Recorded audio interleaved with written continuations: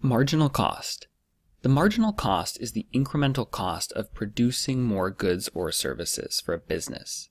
The marginal cost formula is equal to the change in cost divided by the change in quantity.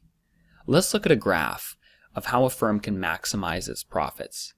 Here is the marginal cost of producing a good or service. We've got price on the vertical axis and quantity on the horizontal axis. The marginal revenue is the amount of money that the firm receives from producing more units.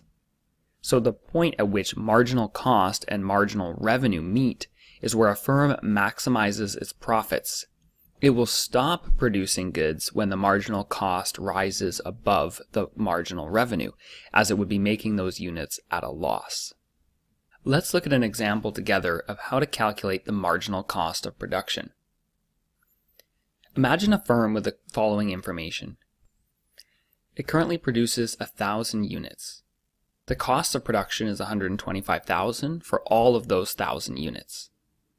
The maximum production capacity of the facility is 3,000, and the labor cost for each unit above 3,000 is $100. Now let's calculate the marginal cost of production in two different scenarios. In scenario A, the company is going to produce another 2,000 units. That keeps it just within the limit of the production capacity. It started off with 1,000 and it produces 2,000 more. The expected cost of producing those additional 2,000 is $175,000. Then let's look at case B.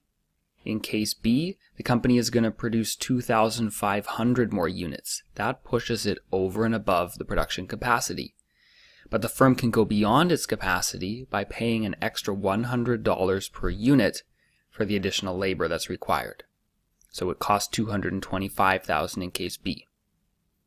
Now let's look at the actual marginal cost for each. In case A, it's $50 a unit. In case B, it's $67 per unit. Let's analyze the logic here and the implications of this.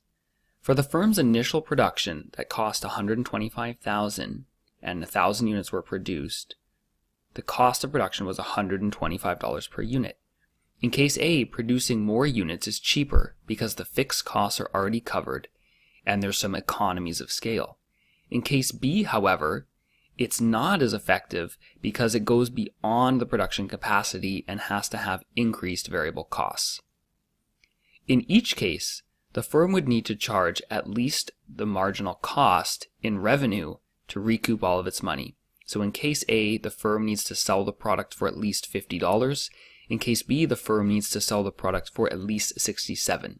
In both cases, it would ideally be an even higher price than that.